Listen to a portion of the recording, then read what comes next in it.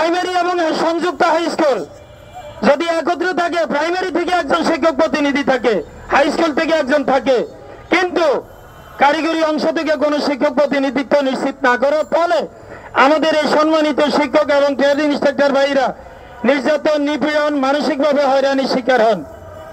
তারা ওই প্রতিষ্ঠানে অনেকটা নিগৃহীত থাকেন, অধিকার বঞ্চিত থাকেন।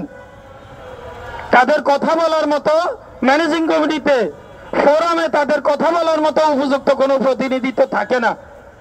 আর কি বলবো, এগুলি বলতে গেলে সারা দিন বললেও শেষ হবে না। মানে অবহেলিত আরেক পেশার নাম এই মাধ্যমিক কারিগরি।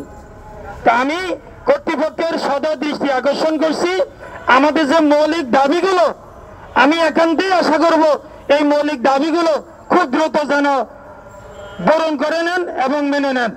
আজকে বিশ্ব শিক্ষক দিবস, আমরা যেমন পালন করি মা দিবস, বাবা দিবস, ঠিক আমরা দিবসের দিনে মা রে বাবারে আমরা অনেক উৎসব করি, পরে সারা বছর আর খবর নাই।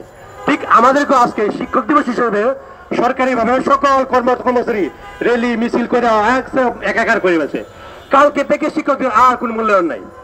সুতরাং আমরা এইরকম মায়া মহাবত আমরা চাই না। বিশেষ করে আমরা তো শুনছেন যে মাদ্রাসা এবং মাওসি তাদের যে কদর এই কারিগরি শিক্ষকদের প্রতি, কিন্তু আমাদের কারিগরি অধিদপ্তর এবং বোর্ড আমাদের শিক্ষকদের এত কদর নাই। আমাদের সাথে যে বিহেভ করা হয়, যেটা মানে ভাষায় প্রকাশ করা যায় না। মনে হয় যে তারা তো এই জায়গায় আমাদের সেবক, আমরা আছি বলে তো আজকে কারিগরি শিক্ষা অধিদপ্তর বোর্ড আছে এবং ছাত্র আছে বলে আমরা আছি। ছাত্র আছে, শিক্ষক আছে, কারিগরি বোর্ড অধিদপ্তর আছে। সুতরাং আমরা আমাদের যে দাবি যে আজকে সকল মাধ্যমিক বিদ্যালয়ে আমাদের যে কারিগরি আছে, এই কারিগরিতে আমাদের প্রধান শিক্ষক সহকারী শিক্ষক না থাকায় আমাদের প্রধান শিক্ষকরা কারিগরি বোঝে না বোঝাতে আমাদের দাবিগুলো, আমাদের মনের ব্যাপারগুলো এবং ছাত্রদের যে কল্যাণ, সে কল্যাণে তারা কাজ করতে চায় না।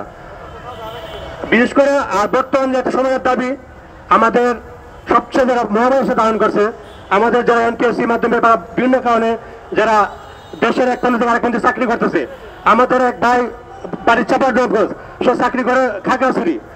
কারণ এই লোক তার ফ্যামিলি হলো চাপা নবগঞ্জ, চাকরি করে খাগড়াছড়ি, সে কি বলে চাকরি করতে অল্প বেতনে।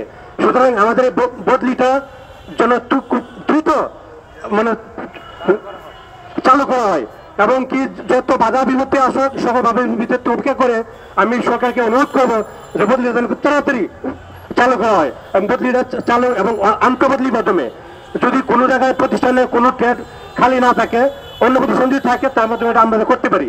এইভাবে আমি দৃষ্টি আকর্ষণ করছি এবং গ্রহণ করছি।